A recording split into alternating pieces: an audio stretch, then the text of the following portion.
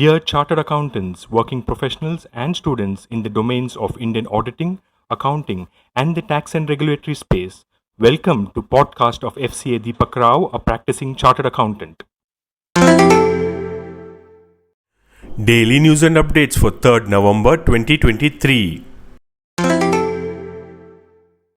The Reserve Bank of India has appointed Shri Manoranjan Mishra as Executive Director with effect from November 1st, 2023.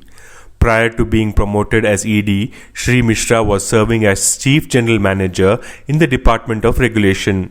Shri Mishra has experience of over 3 decades in the Reserve Bank, having worked in the areas of regulation of banks and NBFCs, supervision of banks, and currency management. He has served as member in several working groups at the national and international levels, contributing to formulation of regulatory and supervisory policies.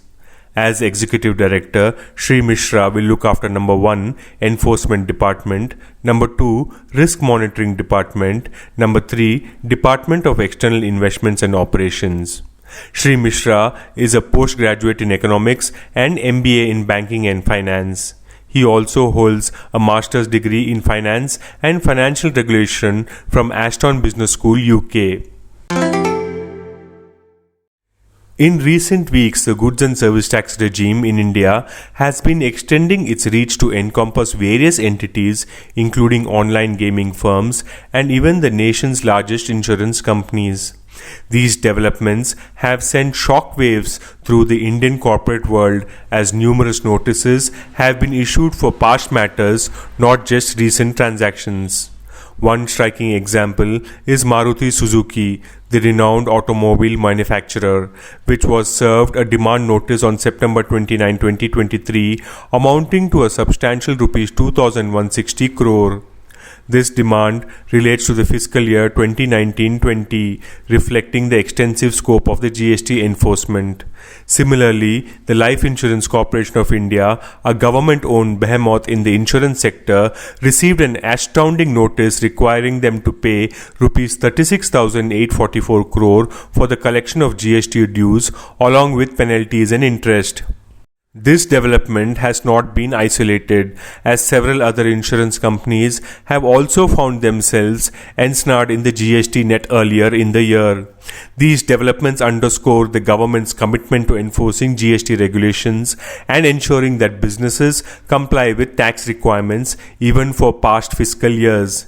Indian companies across various sectors are now faced with the task of addressing these notices and fulfilling their tax obligations, raising significant financial and operational challenges. Indian accounting standards or Ind AS are based on the IFRS standards issued by the International Accounting Standards Board or IASB.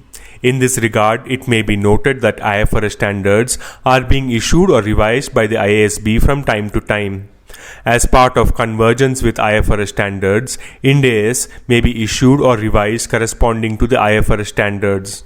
Accordingly, whenever any amendments are made or new IFRS standards are issued by the IASB, the Accounting Standards Board of the ICAI considers amendments for inclusion in corresponding Ind AS. In this regard, the Accounting Standards Board has issued the exposure draft of lack of exchangeability amendments to Ind AS 21 for public comments, with the last date of comments being December 1st, 2023. RBI has issued guidelines regarding the procedure to be followed for changing the name of cooperative banks.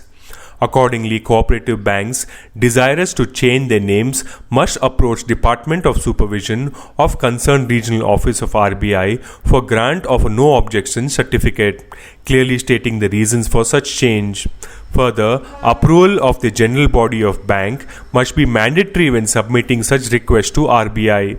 These guidelines are effective from 30th October 2023.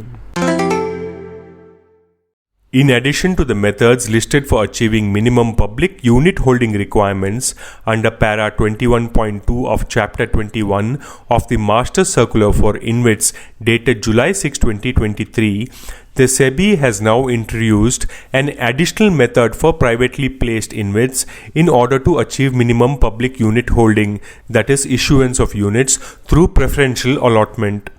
Further, only units issued to the public shall be considered for compliance with minimum unit holding requirements. An industry grouping representing India's top 3 telcos has accused global consumer technology majors such as Microsoft and Amazon of presumably circumventing and bypassing the legal telecom route by using WhatsApp and other unregulated platforms to send enterprise messages to customers, causing a likely Rs 3,000 crore annual revenue loss to both the center and the service providers. India's diamond industry plans to reduce its bank financing needs by a third to $4 billion for the current financial year from $6 billion in financial year 23 as waning global demand for the gems threatens to make accounts sticky. They are now busy clearing their inventory instead of creating new stocks that would require additional borrowing. Diamond traders have already stopped imports of rough diamonds for the 2 months till December 15th. The sharp decline in diamond financing was divulged by bankers at a meeting recently with big diamond exporters. The diamond trade has become more transparent in dealing with banks. They are no longer hiding their problems and upfront talking about the current situation in the global markets to the banks. This podcast is sponsored by Sound of CA. We share because we care. Vande Mataram, Jai Hind.